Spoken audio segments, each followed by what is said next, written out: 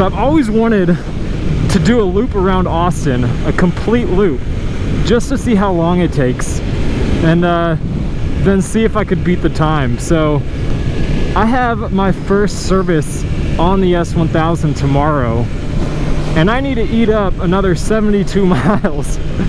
So that's what I'm going to do today. We are going to set the start point underneath this bridge right here. I might change that in the future. I might push it back, but this is an easy starting point. And we're going to have the start be at the speed limit. Always got to start at the speed limit. So there we go. Start the timer. Oh crap, I didn't start the timer. I can go over here, go down, go over, and on board, and we can reset all the values now. Okay, and again, this is just gonna be a casual loop around Austin. I think it's around between 45 and 55 minutes doing the full 4 highways. I don't know, I just thought it'd be fun just to see what the time would be and kind of do a little run around it afterwards. I won't do that run this time, but in another vlog we'll see how it goes. I'm not going to do anything crazy on this run. Well, not too crazy. We'll see. But I got 70 more miles to push. It's a 600-mile break-in period before you can do the first service. Technically, I figure this would be a pretty fun way to knock out the remaining miles. The topic of the day isn't doing a loop around Austin or the first service. Screw this. I can't go this slow.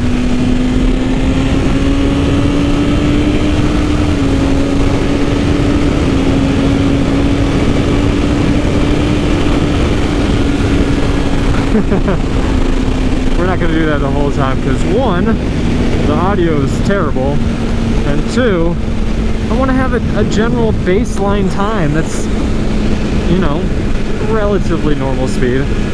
But no, I started getting a lot of comments on the S1000 videos from people saying, dude, did you hear about the recall in the S1000? Did you hear about the problems that the S1000 is having? Did you hear that every single S1000 has been recalled? Did you hear that they've completely stopped production on S1000s because they're not being manufactured correctly? And so of course, I hadn't gotten an email from BMW because which it's interesting because like you provide your email and they know that you bought a BMW, so you start getting emails from BMW. I hadn't been emailed, I hadn't been called, I hadn't got any notice from either the dealership I bought it from, nor the local dealership in Austin where I'm going to be doing the first service. So I had to start looking into it, and it's been nearly impossible to find actual info on this. And the only place that I could find information has been on one single BMW forum. But there's a few different things that I've seen for what problems people have claimed that there is on the new 1000 or the new RR. I figured I'd go over those along with issues that I've encountered since I bought the bike. Now, don't get me wrong, I absolutely love the bike, but there's one, maybe 2 things that other people have talked about that I've experienced as well. The main recall that I found people talking about is machining of the crankcase, causing the gearbox to be semi-starved of oil. And I think this is the main recall that people are talking about. And the main reason that people are talking about this recall, or talking about recalls in general, is because of 1, the delays on shipments of these bikes, and 2, just the scarcity of being able to actually get these. That's caused a lot of people to jump to the recall excuse. But there's actually a little bit of truth to that claim. And from what I've been able to understand, or what I've been able to find out, now this is just from what I found on the forums. Now, apparently, there's 3 machines that manufacture this part in Germany, and one of them had issues that has caused this problem that people are talking about.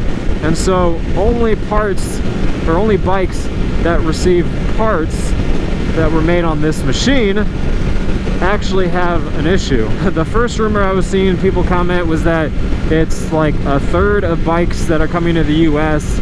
Then I saw something that said it was only bikes in France and Germany, I think. From what I can tell, there's no official information. And then there is a post from a guy in Ireland that actually got a recall notice. There's no official word from BMW on what issues there are and what bikes have been affected by it. Today, I don't think there's an overpass there, so we'll have to do a little loop here.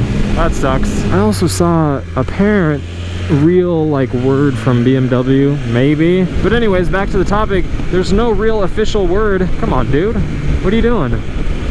Let's go.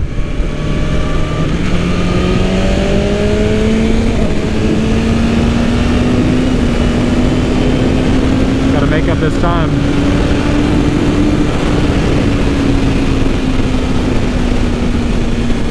I talked to my local dealer and they had no recall notifications, no notices for like optional things, nothing. And they hadn't heard anything about it. Granted, they, I'm pretty sure, haven't done any service on a new S1000, so unless they were like looking into it, they wouldn't have seen it. As is, there's no recall on my VIN yet. Now, on the topic of delays, I think there actually was official word from BMW on this, and the reason that there's been delays is because I guess they got a lot more orders for the M package than they expected, and so there's been a production shortage on the pieces for the M package, and so that's why there's been delays on it, which is kind of interesting. Like, it makes sense, but also if all the bikes, like all the first bikes that were shipped to the US have the M package, why was there a production shortage? Like, if they knew that they were going to be sending all M packages to the US to start out, why wouldn't they know how much they needed? That's the reason that I saw, and apparently that was straight from BMW. Now, the other thing that I seen, and I both heard this from someone personally, and I saw it on a thread on a forum. Someone had said their carbon fiber wheels had cracked. Again, there's no word on this as well, but I have no cracks on my carbon fiber wheels. I'm good at the moment. All right. We're on leg number 3. Current time, 13 minutes. Oh, that looks like bad traffic. Take it back. Traffic isn't bad.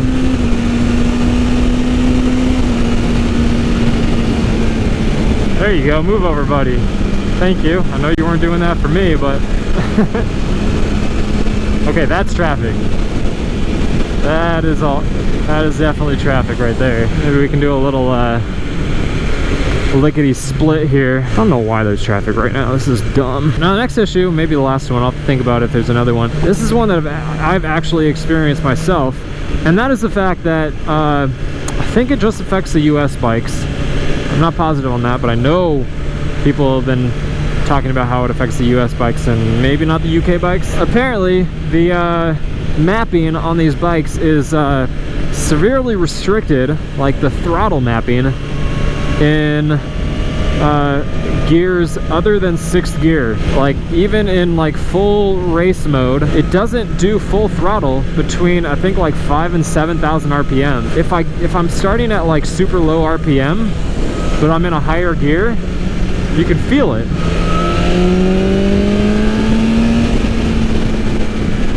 Like, I'm full throttle there, and like, it's quick, but it doesn't pull like I feel like it should. Let's drop down to 4th gear. Again, need to get in a spot where I can stretch it out to 8. There's been certain moments that I've felt it where the throttle output doesn't seem to match what I'm giving it. It's definitely something that'll be fixed once companies start flashing this.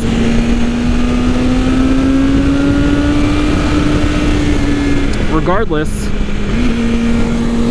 for whatever reason, BMW is shipping the bikes to the US severely restricted, which kind of sucks. Now I gotta get over so I can make this transfer. This actually went by way faster than I expected it to. That was pretty quick. Okay, so we transferred over here, what, like 13, 13 minutes, and now we are at 22 minutes. So 9 minutes up that with a little bit of traffic. Not too shabby.